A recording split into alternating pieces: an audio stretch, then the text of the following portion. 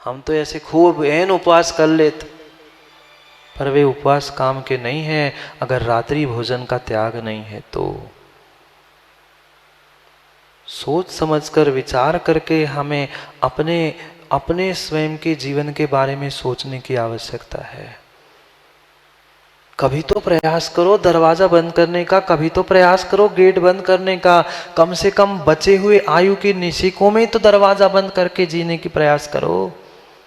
घर के मकान के दरवाजे नहीं, ये नरक के जो द्वार है उनको बंद करने का प्रयास करो। दूसरा कोई नहीं करेगा, दूसरा कोई बाहर से ताला लगाने वाला नहीं है। द्वार तो मुझे ही स्वयं अपने पुरुषार्थ से बंद करना होगा। रामचंद्र जी के बारे में कथानक आता है। पिछली पर्याय में रामचंद्र जी सप्त व्यसनी थे, सातों व्यसनों में लिप्त थे। घर वालों ने परेशान होकर, माता पिता ने उन्हें घर से निकाल दिया। भटकते भटकते भटकते भटकते पहुंच गए एक जंगल में। शाम हो गई थी, रात हो गई। भटकते भटकते शाम का जैसे ही समय निकला, वे भटकते भटकते पहुंचे एक निर्ग्रंथ मुनिराज पेड़ के नीचे बैठे थे, ध्यान में लीन थे। वे जाकर मुनिराज के सामने बैठ गए और उनके पैर पकड़ के वे जोर जोर से चिल्लाने लगे, मुझे भूख लगी है। बच्चा तो बच्चा होता है, क्यों माँ? आप जैसे संस्कार दो, आप जैसे सिखाओ, बच्चा वैसे ही सीखता है, वैसा ही करता है। घर से तो निकाल दिया, पर जिसकी आदत मांगने की होती है, जिसकी जो आदत होती है, वो अपनी आदतें नहीं छोड़ता, नहीं छोड़ता, नहीं छोड़ता। आप लाख समझा दो, पर जिसकी जो आदत होती है इधर का उधर, इधर उधर का इधर करके कानाफूसी करने की, वह आदत जीवों की सचिन नहीं जाती। भिड़ाने वाले तो होते हैं लोग, उनने भी खूब खूब जो आदत थी मांगने की, अब सप्तव्यसनी मांगे के बिना कैसे काम चलता। उसे क्या पता कौन मुनिराज, कौन भगवान और कौन क्या। वह जाकर उन मुनिराज को हिलाने लगा और कहने लगा, उसने इंसान देखा, उसे क्या पता भगवान है कि गुरु है, क्योंकि ध्यान में बैठे। वह जीव उनको हिलाकर कहने लगा, मुझे भूख लगी है, मुझे भोजन दो, मुझे भूख लगी, मुझे भोजन दो। मुनिराज ने ध्यान थोड़ा अपना आंखें खोली और उस जीव की भवितव्यता देखकर उनसे रहा नहीं गया। जबकि मुनिराज रात्रि के समय में मौन रहते हैं, पर कुछ विषम परिस्थितियों में या कुछ ऐसी स्थितियों में वे मौन भी खोल देते हैं।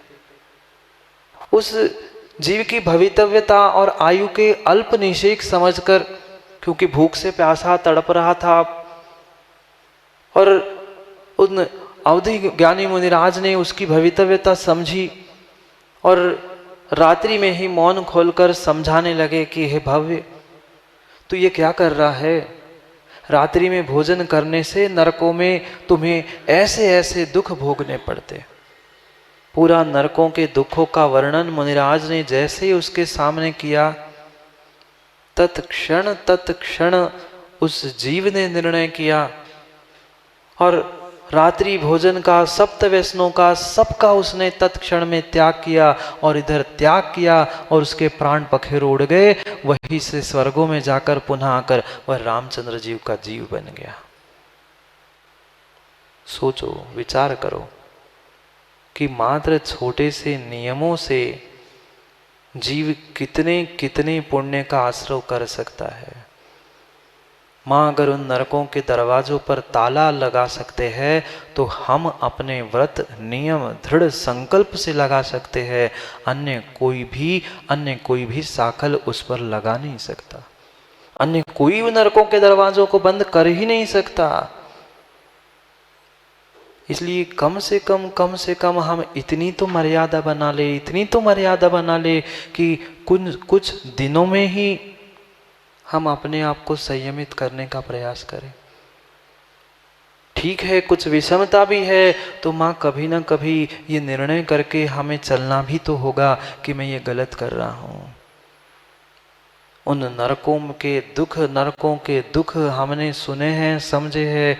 परसों भी कहने का प्रयास किया था, जन्म के बाद जैसे ही बिल से वो जमीन पे गिरता है, 36 प्रकार के शस्त्र, कितने देखे ही नहीं होंगे आपने एक साथ उतने, 36 प्रकार के वह शस्त्र ऐसे जमीन पे लगे होते हैं, भूमि पे लगे होते हैं, जिसपे वो जीव गिरता है पुनः उछलता है। पहले नरक में लगभग वह 7 योजन कुछ उछलता है, उस दूसरे में उससे दुगना, तीसरे में उससे दुगना, ऐसे करते करते मात्र एक बार नहीं उछलता, कई बार, जैसे गेंद को देखा होगा ना, ऊपर नीचे होती है, ऐसा ही वो पुनः गिरता, पुनः उछलता, पुनः गिरता, पुनः उछलता। पढ़ा था परसों हमने, तहां भूमि पर सत दुख, वहां की स्पर्श भूमि का होने से बिच्छू सहज डसो नहीं तीसो, वह हजारों बिच्छुओं के डसने का क्या दुख होगा, क्या दर्द होगा, क्या परेशानी होगी, उससे कई अधिक दुख उन नरकों की भूमियों का है। मात्र स्पर्श का, मात्र वहां स्पर्श करने का इतना इतना दुख है। इसलिए सोचो, विचार करो, रात्रि भोजन करना ये पहला द्वार है नरक जाने का। आप लोगों को जाना है ना माँ, आप लोगों को जाना है ना कि ना? ऐसे ना कह रहे माताएं, नहीं जाना है तो विचार कर लो, नहीं जाना है तो विचार कर लो। रात्रि का भोजन, और भोजन का अर्थ मात्र जैसे पहले कहा ग्रास रोटी अनाज नहीं, 4 प्रकार का भोजन होता है। चारों प्रकार का भोजन छोड़ना होगा, वो ही वास्तव में रात्रि भोजन त्याग है। खाद्य, पेय, स्वाद और लेय, जो रोटी पुड़ी आदि है ये खाद्य है, लाडू आदि। पेय यानी शरबत, पानी, ये सब पेय है। स्वाद, इलायची आदि आदि जिसका स्वाद आप ले रहे हो वो स्वाद है। और ले, रबड़ी आदि जो चाटने जैसी सामग्री है वह लेय है। ये चारों चारों चारों ही भोजन है, और इनका सेवन करना यानी नरकों के द्वार ही खोलना है। खोल लो, खोल लो, खोल लो, जाके नरकों के द्वार ही खोल सकते हो, अन्य कुछ नहीं। क्या रावण की दुर्दशा नहीं पता? रावण भी तो कहाँ गया, इतना ज्ञानी, इतना पंडित, इतना विद्याधर, इतनी भगवान की भक्ति करने वाला, क्या आप भगवान की भक्ति करोगे? अरुण जी, क्या आप भगवान की भक्ति करोगे? क्या आप भगवान की भक्ति करोगे? भगवान की भक्ति करते करते वह तार टूट गई थी, अपनी नस निकाल कर उसने वह तार बना ली थी।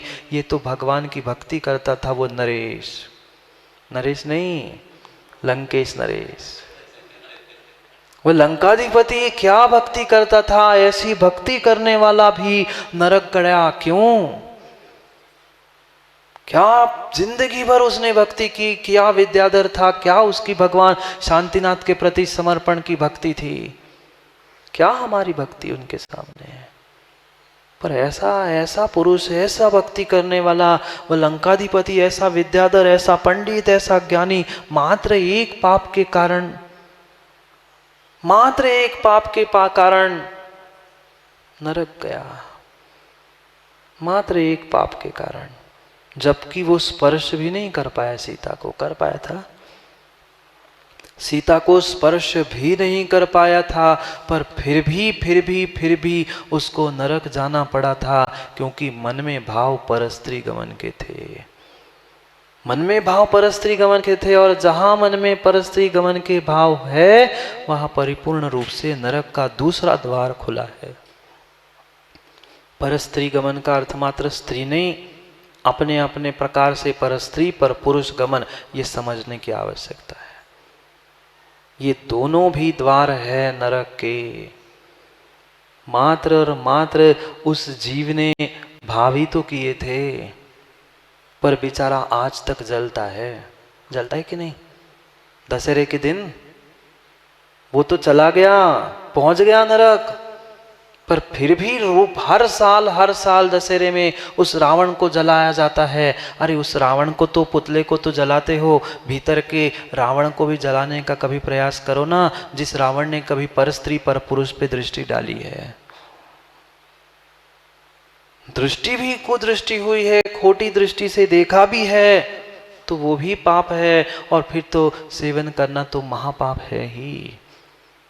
उसने स्पर्श नहीं किया, सीता का कोई प्रकार से स्पर्श नहीं किया, कोई भोग नहीं भोग पाया, पर मात्र तीव्र राग से उस परस्त्री गमन के मात्र भावों से नरक गया था।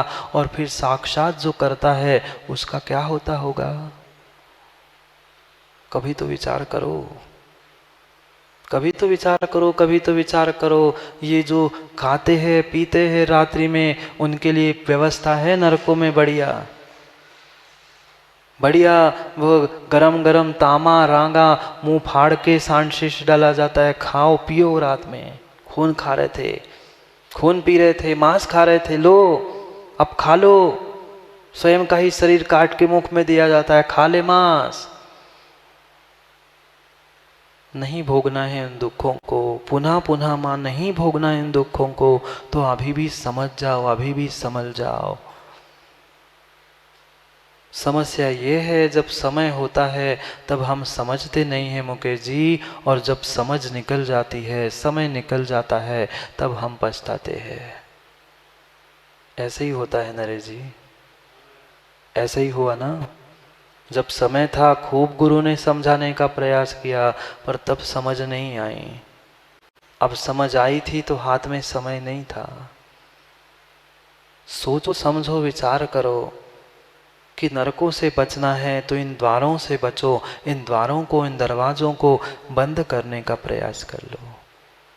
संधान, तीसरा द्वार, तीसरा द्वार संधान। जो माँ आप अभी कैरी आ रही ना, आम आ रहे ना, तैयारियां चल रही होगी गर्मियों की। माताओं की तो विशेष गर्मियों की तैयारियां चलती है, कहीं अनाज सुखा रहे, कहीं वो कैरी के अचार बन रहे, कुछ कुछ बन रहा है। ये जो अचार, मुरम्बा, गुलकंद आदि जो भी बना के सड़ा के खा रहे और खिला रहे हो ना, ये तीसरा द्वार है नरेश जी, संधान। आप लोग तो खाते ही नहीं होंगे। घर में रखी इतनी इतनी बरनियां क्या कर रही है? जाके जाके उस किसी मशीन के नीचे देख लेना, सूक्ष्मदर्शिका के नीचे, उसमें भी तुम्हें इल्ली और लट ऐसे बिलबिलाते हुए दिखेंगे उस अचार में। नहीं, छोड़ना नहीं बिल्कुल, मैं त्याग तो करने की बात ही नहीं करता हूं, पर जब वो मुंह ऐसे उंगली में लगा के चाटने का आनंद आए ना, तब सोच लेना मैं कितनी इल्लियों को और उनके कितने मल को चाट रहा हूं। चाट लो। ये तीसरा द्वार है, तीसरा द्वार है। वे बड़े बड़े तो जीव हम खा नहीं पा रहे, मांस के टुकड़े तो खा नहीं पा रहे, पर रात्रि खा के मांस के टुकड़े खा रहे, और ये संधान खा रहे, साक्षात इल्ली और क्या कुछ नहीं खा रहे। महीनों महीनों के नहीं, बरसों बरसों के, इस साल का अगले साल तक, पिछले साल का भी पुराना, क्योंकि जितना पुराना होता है माँ उतना ही, कह दो ना, उतना ही अच्छा स्वाद आता है। स्वाद अचार का नहीं आ रहा था, स्वाद उसमें मरे हुए जीवों का आ रहा था, उसमें पैदा हुए उन जीवों का आ रहा था। विचार करो, क्या खा रहे हो, क्या खा रहे हो, क्या खा रहे हो। खाते समय जब वो ऐसे जैसे अचार उंगली पे आ जाए ना माँ, तब याद कर लेना, स्वयं और बच्चों को भी दिखा लेना, बेटा देख ये तू अचार नहीं खा रहा है, ये बहुत सारे जीवों का पिंड तू अपने मुख के भीतर ले जा रहा है। ऐसा ही है। कभी मगरमच्छ को देखा? मगरमच्छ नहीं देखा आप लोगों ने? मगरमच्छ तालाब में, मगरमच्छ में देखा अंश? उस मगरमच्छ जैसे ही मुख को खोलती है, उसके दांतों में फंसी फंसी छोटी छोटी मछलियां देखी कभी आप लोगों ने? शायद हो सकता है इतने पास से कभी नहीं देखा हो। कभी जाओ ना मगरमच्छ को देखने के लिए तो फिर देख लेना। जब भी वो मुंह खोलती है, उसके दांतों में इतने इतने मछलियां, छोटे छोटे जीव फंसे रहते हैं। ऐसे ही अचार मुरम्बा खाने वालों के दांतों में वे इल्लियां और छोटे छोटे जीव फंसे होते हैं। जाके देख लेना, निर्णय कर लेना कौन मगरमच्छ, तालाब में रहने वाला कि घर में रहने वाला।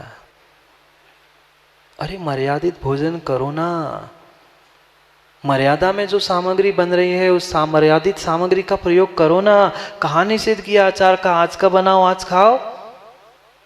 क्यों सालों साल बना बना के सड़ा सड़ा के उन जीवों को हम खा रहे हैं? पुनः उसमें वे सरसों के दाने और वो तेल, पुनः जीवा जैसे वहां अगर जीव नहीं भी दिख रहे हैं तो जैसे ही जीवा के साथ लार के साथ मिल जाते हैं ना, वहां और अनंत जीव उत्पन्न होते हैं। पूछ लो किसी भी वैज्ञानिक से भी पूछ लेना, जो सरसों की दाल बनती है, सरसों के दाने, वे तेल और नमक जैसे ही मुख के लार के साथ मिलता है, वहां अनंत जीव तत्क्षण में उत्पन्न होते हैं। चाव से चाट रहे हैं अचार मुरंबा। कई तो ऐसे जीव है उनका तो अचार मुरंबा के बिना भोजन नहीं होता। क्या करे, आदत माताओं ने तो बिगाड़ के रखी है। बेटा कल के पराठे रखे फ्रीज में, बरनी में से अचार ले लो, टिफिन में चले जाओ, आज मेरी कमर दर्द कर रही है। नहीं, आपकी नहीं कह रहा हूं, कुछ माताओं की कह रहा हूं। वो ब्रेड रखा है, वहां पे सॉस रखा है, जाम रखा है, लगा लो और खा लो और जाओ नरक। मैं भी जाती, तुम भी चले जाओ। नरकों में चाहिए ना एक दूसरे को मारने वाला कोई? दुश्मनी किससे निकालेंगे? ऐसा ही है, अब ऐसा ही है। कोई दूसरों से कोई दुश्मनी नहीं निकालता, अपनों से ही दुश्मनी निकलती है, चाहे नरक हो चाहे यहां हो। क्या कर रहे हैं हम? स्वयं अपने हाथों से अपने पैरों पे कुल्हाड़ी मार रहे। मैं तो कह रहा हूं कुल्हाड़ी नहीं मार रहे, हम अपना पैर ही कुल्हाड़ी पे दे मार रहे। ऐसी स्थिति है। जान रहे हैं, सब कुछ जान रहे हैं, सब कुछ जान रहे हैं, पर उस पर्सन रसना इंद्रिय के पीछे कितना कितना क्या कुछ खा रहे हैं। विश्वास नहीं हो तो माँ पुराने आचारों को जाकर उस विशेष प्रकार की सूक्ष्मदर्शिका आती है, उसके नीचे देख लेना। ऐसे बिलबिलाते हैं लट, बिलबिलाती है लट, और उसे चाव से खा रहे हैं। स्वयं खा रहे, दूसरों को खिला रहे हैं। मत खाओ, मत खिलाओ ऐसी सामग्री किसी को। अगर खा रहे और खिला रहे हैं तो पक्का मान लेना हम नरक जाने की ही व्यवस्था कर रहे हैं। कोई दूसरा आपको बलात् नरकों में नहीं भेज रहा है। नरकों में जाने की व्यवस्था, नरकों में जाने की तैयारी व्यक्ति स्वयं अपने अपने हाथ से कर रहा है। मात्र अपने इंद्रिय भोग और विषय कषायों के पीछे ये सब नरकों के द्वार एक के बाद हम खोल रहे हैं। कितनी आसक्ति हमारी भोजन में है।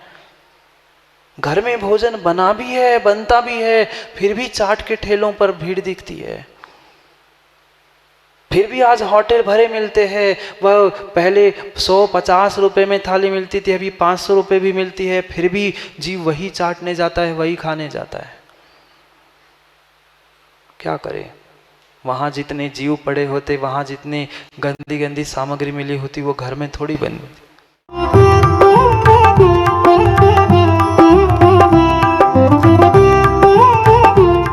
सपने तब सच होते हैं